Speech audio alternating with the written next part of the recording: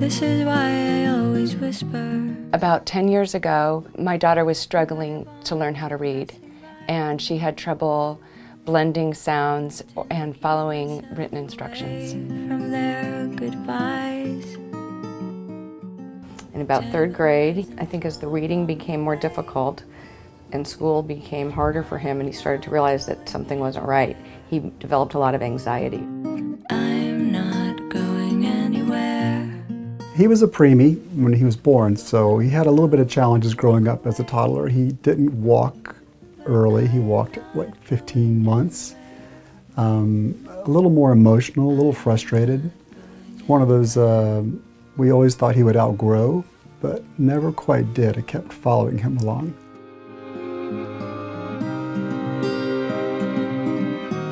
It was huge that she was diagnosed early. If it would have been a huge difference if she was diagnosed in third or fourth grade. I'm a river with a spell. Even at her young age, I knew she was struggling, and you want to be taken seriously because she's a bright girl. She could cover for herself and she didn't have behavioral problems, but I knew how much she was struggling. There's nothing new under the sun. I won't go anywhere, so give my love to everyone. He knew he wasn't able to do what the other children were able to do, and he'd always been so good at everything. He's a very good athlete, he's very physically competent, so he was always the guy out there leading the pack, and all of a sudden for him life changed a lot because he wasn't anymore. He wasn't able to do what everybody else was doing. People come and go and walk away, but I am not going anywhere. I am not going anywhere.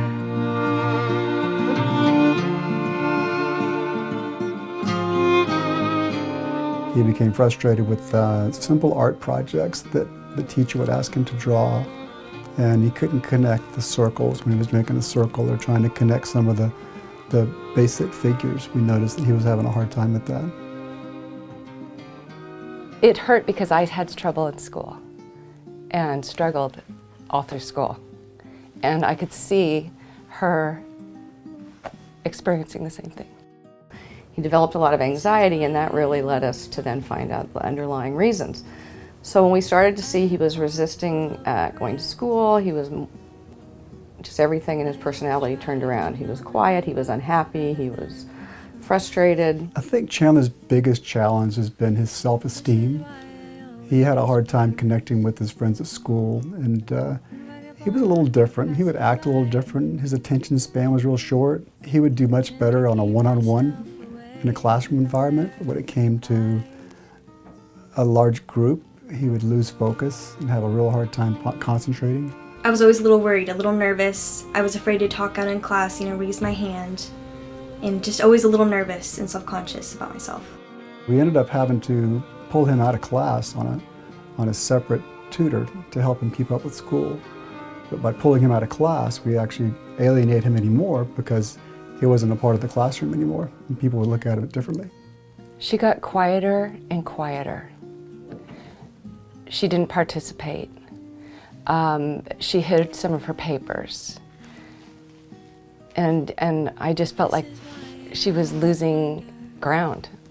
I was kind of getting really frustrated trying to understand how to treat my son. He's been through several different doctors and different physicians, and the answers I kept getting were to keep adding more medication to his treatment. And I kept noticing the personality change in him, and it wasn't a good change at all. It was kind of the point where we were not understanding who he really was anymore. He would, it's hard for me to talk about, he would hit his head against the wall. And we would just hold him till he was able to control himself.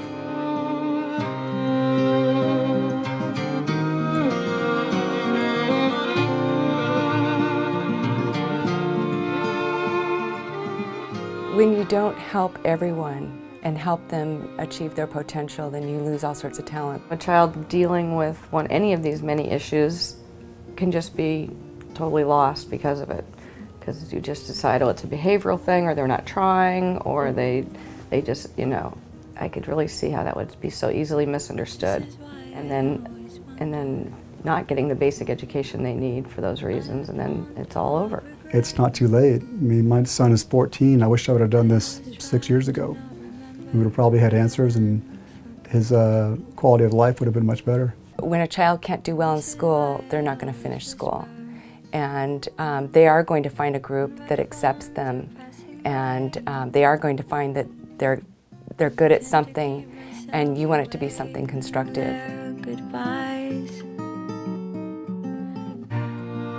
Until you've gone through it, it is hard to kind of grasp how important it can be, but it is expensive, and because there's usually a lot of therapy and a lot of hours involved in helping these kids figure out what they need to do, and most insurance doesn't cover it, and so it's so sad to me that there's kids out there that could be going through what we went through or what my son went through and not have the help that would make such a huge difference for them. So if there's some way to provide that, I can't imagine a greater gift. I can't even imagine what it's like to watch your child struggle and not even be able to help them with language and be intimidated by a school system. It would mean the world to you that someone helped your child succeed in school, and it would be life-changing as much as food and shelter for your child, because that's where they spend the majority of their day. Not going anywhere.